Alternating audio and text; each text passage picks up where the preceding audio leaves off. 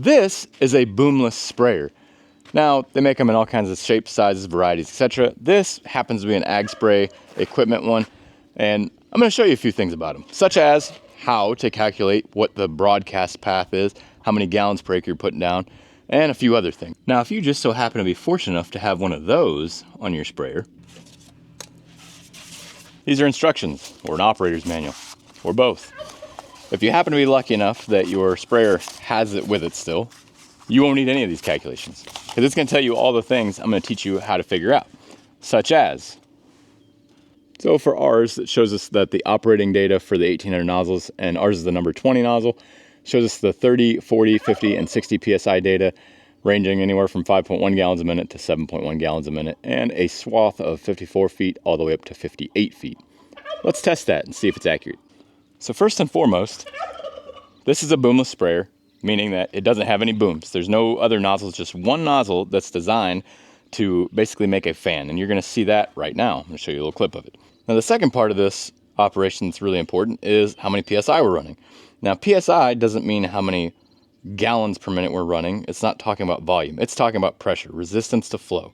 That's what pressure is. It's the resistance to flow. So if we're at 60 PSI and it's forcing all of this spray to come out of this nozzle, it is going to have a much cleaner fanned out version of the spray pattern than at a lower PSI. Now, that pressure will also translate into how wide our spray pattern is as well. And then the last thing we need to know is how fast we're going. But first things first, we're going to figure out our volume. So let's see if this paper is accurate, and let's fire the tractor up and do a little test run. Now, we've taken our nozzle off of this post that it's actually usually mounted on, and we've set it inside this cone, and it's going to make it to where we collect all the water that comes out of this nozzle, so we're not missing anything, so we get accurate readings. Now, we're going to do two things here. One, we're going to turn this on, and you're going to notice our pressure drops in half. So we're hovering around 60 right now, and we will definitely be down around 30 once we start it. The other thing we're going to do is we're going to start a timer. So when I turn this on, we're going to start this timer. Now, instead of doing a full minute, I'm just going to do 15 seconds, and we'll multiply our results by 4. So ready, set, and go. Mississippi.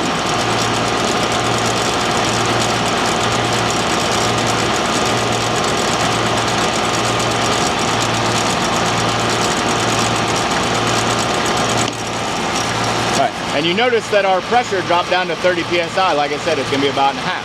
We're going to use this cup to measure out what we've got from that run at 30 PSI. I've got the markings facing towards you, and I can see them from above as well. So we'll fill this up. That is going to be, there's 1 quart. And then we're going to pour it into that bucket behind us so that if we had to redo it, we could. 2 quarts. Oops, let's take more than 3 quarts. Well, now we're less than. All right, it's 3 quarts.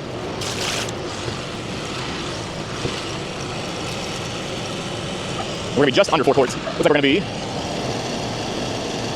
about 28. All right, so 3 quarts, 28 ounces at 30 PSI. To easily convert that, we know that there's 32 ounces in a quart. So we're going to take 32 times 3. And then we're going to add 28 ounces to it. That's 124. We're going to divide that by 128, which is the total amount of ounces in a gallon. And that's going to give us 0.96 gallons. Now we're going to take that, well, actually it's 0.96875 if you're really being accurate. But we're going to take that, we're going to multiply it by 4 because we only ran that for 15 seconds. And that's going to be 3.875 gallons per minute. Now that's pretty interesting when you look at this chart, mainly because this chart says that at 30 PSI with a number 20 nozzle for the Hamilton nozzles, which is this one right here that we have, it says that it should be putting out 5.1 gallons per minute. But realistically, it's looking like the number 10 nozzle would be more accurate for it. And it says that it would put out 3.7 gallons per minute at 30 PSI and would have a swath of 50 feet. It's a number 20 nozzle like we talked about, and it looks just like the one in the picture. Go.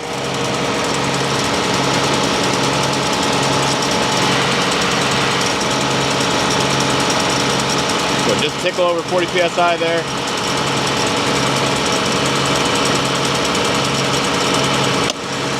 There we go, 15.16 seconds. Now we're gonna continue the exact same process, but this time with the 40 PSI run. So we just collected our 40 PSI sample for 15 seconds. Let's fill it up and see what we got. All right, there's 1 quart. I guess I read double sides, so it don't matter. There's 2 quarts. 3 quarts.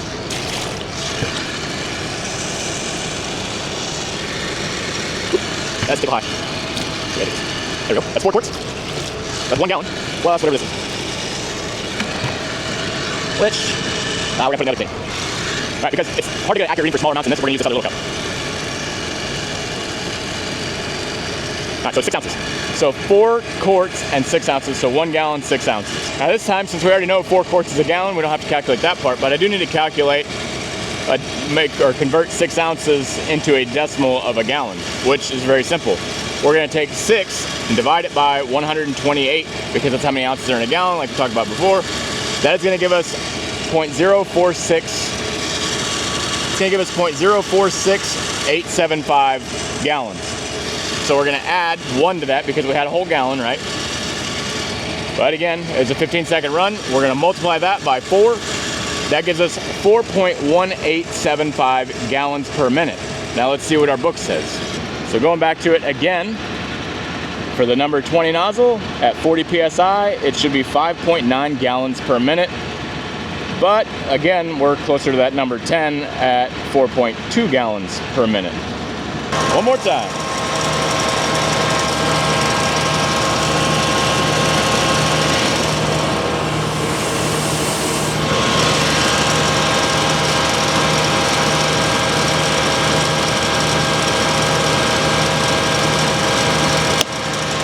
Same thing, but this time at 50 PSI. Before the bucket gets though, the more difficult it is to fill this up with that spoon. All right, so there's 1 quart.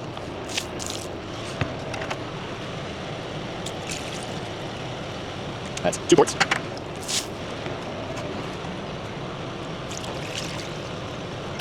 Three quarts.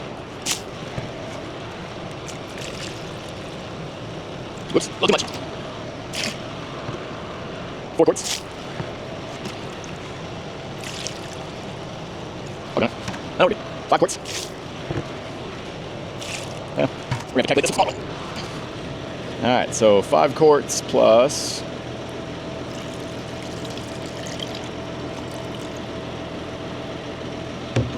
4.5 ounces.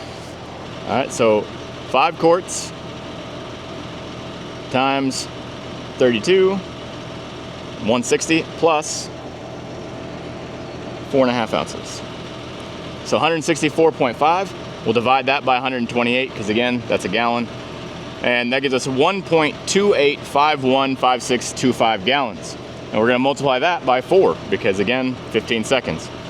That is 5.140625 gallons.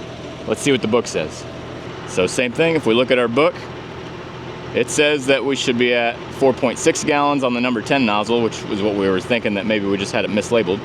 Or on the number 20 nozzle, we should be at 6.7 gallons per minute. Now, this is not a dig at the manufacturers, because it even tells you up here, at least on the ag spray equipment, that one, it was tested with fresh water, which is what we used, but the tank is still gonna have some residual stuff from the last thing we sprayed. But it also tells you always double check your application rates. Now, there's a lot of things that can cause it to be different. The first thing that can cause it is, let's say the pump up here, let's say it's getting weak. That's always possible. And who's to say that our gauge right here is 100% accurate? I say all that because it's important to double check it, even if you have the book. But this is an easy way to show you how to do it. It doesn't take that long. It's taken me longer to set the cameras up and everything else than it really has to do any of the math or even collect any of the samples. But now that we got the harder part out of the way, now it's pretty easy. Let's go ahead and we're gonna put our spray nozzle back on. For the next part of this, we just need a tape measure.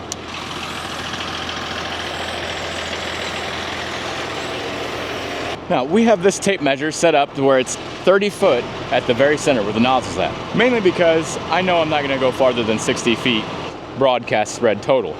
Because even the book says you're only gonna get 54, and that was assuming that the gallons per minute and everything else was right. So we're gonna move on and test this. Now there are two things that are gonna get us on our broadcast width. The first is pressure. So 30 PSI, 40 PSI, 50 PSI is all gonna have a different spray pattern. The other thing is the height of the actual spray nozzle right here. We're gonna have a a nozzle height of roughly 41 inches. If you see right here in the book though, it says application rates are based on an overall swath width listed at 48-inch height. So the height of this nozzle is gonna play a big factor as well as the pressure. So let's see how they correspond to each other. Now you can look at this, you can see that we have a pattern that's coming out here. And let's look at this side. So this side, actually we got a really good coverage all the way out to here, which is about, actually I'd say we're gonna be at the 48 foot. So 48 feet. Now 48 feet means that we're going 18 feet to my left. Let's see how far we're going to our right. Looks like we're gonna be about 11, 12 feet. I'm gonna go with 12 feet, which adds up. That means we're going 18 feet to our left, 18 feet to our right, giving us a total swath width of 36 feet at a 41-inch height. Now let's go up here and let's change the height of the actual sprayer. All right, so now it looks like we're gonna be right at that 54-inch mark. So at 54 inches height, let's see how far out we may have gained. No, we didn't. We didn't gain anything really, maybe a foot. So we're at about 11 feet, which means that we're 19 feet now, unless on that, at least on that side. Let's see what we are on this other side. Actually, yeah, we did.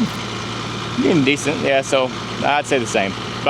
So over here it's showing we made it over to 49 feet. On that side it's showing that we made it to 11 feet. That is our 19 feet in each direction. Let's do it again though. Let's change the pressure.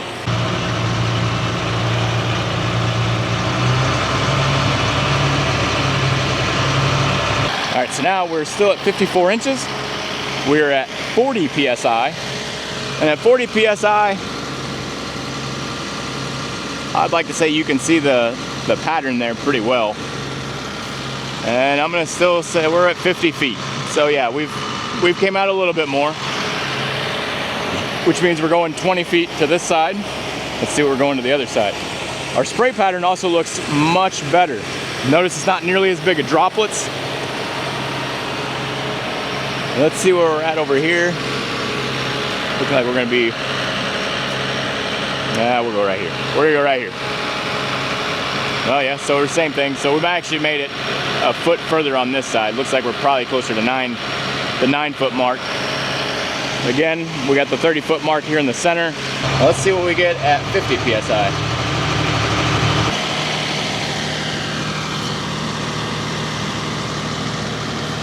I don't think we really gained anything over here.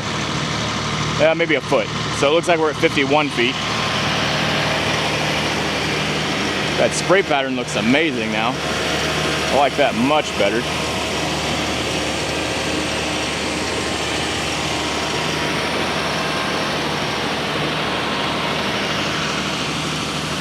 There, you can see it a lot better right here. You see how it's more of a mist? Yeah, there's droplets obviously that are making it farther out, but it's a much finer droplet rather than a big raindrop style. If you look right here, you can really see a good visualization of what I'm talking about. We're covering everything rather than big drops hitting here and there.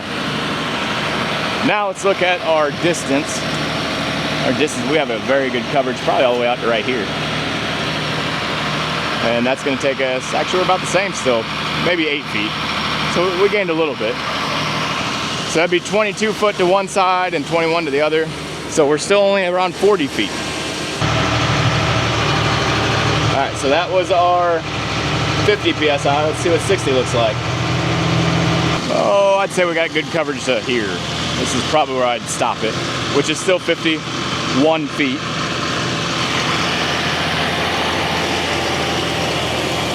But again, look at this spray pattern. You can really see it very well using the shadows there of that lean-to. Very good coverage.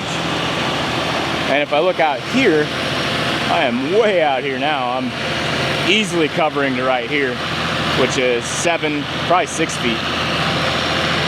Yeah, we're gonna go 6 feet on this one, which means we got 24 feet to this side. We're going to 53 feet over here. I'm sorry. I didn't notice how much coverage we had there.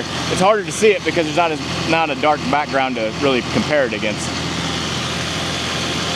So we got 53 feet over here, which means a coverage of about 23 feet. And that beautiful spray pattern right there. And then over here, we have very good coverage for sure. Oh, looks like we're about 7 feet. So it's pretty even, I will say that. So now with that even coverage like that, that's a good thing. But still not giving us the coverage that was advertised on there. Again, this is why we double check these things. I don't think a manufacturer's out there to get me or screw us over. I think it's more of a simple fact. There's a lot of anomalies or a lot of variances that can happen and change up the spray pattern, whether it's a slight breeze, whether it's maybe that filter's a little dirty on there, the pump's weak, whatever the case may be. It's always important to check these things. So we got a good 23 feet to the right, 23 feet to the left. That gives us a 46-foot coverage. But let's see what our book shows. Now the book is showing me that I'm gonna go with the number 10 nozzle because realistically that's where my gallons per minute are far more accurate on. But at 50 PSI, 4.6 gallons per minute, which I had a little more gallons per minute than that. But that had to give me 52 feet coverage is what that's saying. If I have, so the 20-pound nozzle, or the number 20 nozzle, which is what it shows that I actually have, it shows that at 30 PSI, I should have 54 feet of coverage, same thing at 40. 50 PSI, I should have 56 feet, and 60 PSI, I should have 58 feet.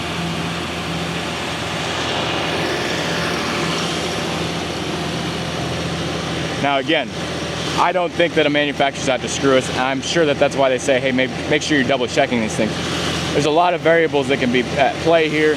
You know, whether it's a dirty filter in your sprayer, which you should be checking anyways, or if your pump is just getting weak, or if your pressure gauge is not accurate. There's a lot of things that it can be. Now on that chart, you saw where it talked about having a speed, right? Because that speed's gonna help you figure out how many gallons per acre you're putting down. So just like this chart's showing me, where let's just say that we're on the, we'll just make it easy, we'll say 60 PSI at 5 miles an hour with the 20-pound, or the number 20 nozzle. It says I'm putting down 12.1 gallons per acre. Now, depending on what your target is, that is what's gonna be the key here. You can figure out your speeds on your tractor by looking at, a lot of times they're posted somewhere like on the dash or on the console where your shifters are at. You can look it up, or you might even be fortunate like I am to run auto steer and it'll tell me how fast I'm going.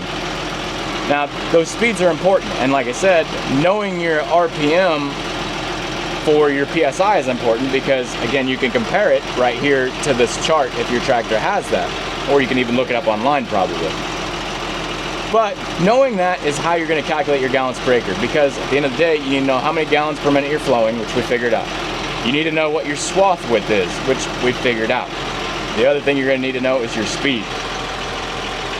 So just to make this a little simpler here, now to make this much simpler as far as calculation, we're going to do this. So you're going to go on your phone or whatever you're using and just type in Mo Calculator. Now you can see on my phone the first thing that pops up is landscape calculator, because I use it often to figure that out. Now when you go on here, it's going to ask you for your mower width. Obviously we're doing a spray width. Now in my case, because we're going to go with the lowest test number, we're just going to say 36. It makes it easier for everybody to calculate anyways. So 36 is the actual coverage area, but in my case I'm actually going to put 40. I'll show you why here in a second. It's going to make sense, I promise. And I'm going to put a speed of, we'll say 5. We're going to say 5 miles an hour. Now, when you go to hit that calculate button, notice right underneath of it, it says 10% overlap is automatically calculated. I mentioned I have auto steer, so I don't incorporate any sort of overlap. But it's nice to know that if I put 40 feet in here, 10% of 40 would be 4 feet. So when I subtract that, that means I'm covering 36 feet. Now with that 36-foot swath, I'm covering 21.82 acres per hour. So now remember that 21.82. And we also need to know our flow rate. So we're gonna go with the, again, that lowest rating, which was 3.7, I think it was 3.8 on our calculation, but I'm just gonna say 3.7. So at 3.7 gallons per minute, right? We're gonna multiply that by 60. That's 222 gallons per hour. We're gonna take that number and we're gonna divide it by 21.82 acres. When we do that, that is gonna give us the gallons per acre. So like in this case, it's gonna be 10.17 gallons per acre, because we're taking the amount of gallons we put out per hour, the amount of acres we're covering per hour, and we're dividing it by that flow rate. That's how you figure it out. Very simple to do, very easy to do. Again, if you have these, they're a great reference. But even the manufacturer knows that there's sometimes some flaws in the situation, and it's best to calculate it out yourself. Now I hope that helps you. I hope you don't get all disgruntled about, you know, the manufacturer not necessarily lying to you, but not being, you know, precisely accurate. It happens. I don't blame them. They're man-made products. They're gonna have flaws. They're not gonna be perfect. And if you made it to where they were perfect, they would be an astronomical cost, and it just wouldn't be valuable to me. You know, we're not a row crop farm. Broadcast spraying works very well for us because of the simple fact that we're not a row crop farm. And I'm trying to cover pastures and hay fields. You know, pastures oftentimes have, well, they definitely have fencing in them. Trees oftentimes too. All kinds of different things that a boom sprayer wouldn't work out well for me, because I'd be hitting things, or I wouldn't be able to fit between trees that are in there. So this makes it to where it gives me a very good ability to cover all my land. So that's just how I calculate it and the value I see to it. Plus, a boom sprayer or boomless sprayer is substantially cheaper than a boom sprayer, and also a lot less to maintain too. I have one nozzle to take care of rather than say 20 or 30 to cover the same swath pattern. Are there benefits to it? Sure. A boom sprayer would be far more beneficial and far more precise when it comes to applying any sort of products. It doesn't matter what it is. It would also be more beneficial whenever there's a breeze around, whether it's a small breeze, big breeze, doesn't matter. So, some things to think about. I hope you enjoyed the video. I hope you found it helpful. Thanks for watching. Have a blessed week. And remember, if you're going to talk about somebody, talk to God about it.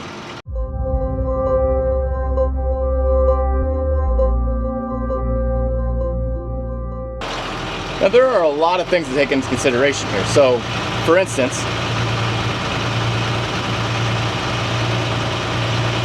so our speeds are going to be able to be varied quite a bit, because we're actually running that adapter I was showing you.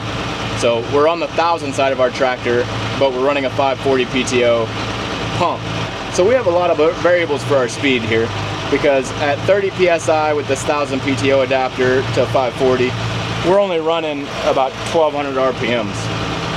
At 40 PSI, we're probably about 1,450 RPMs. At 50 PSI, we're looking at 1650, and at 60 PSI, we're looking at about 1850 RPMs.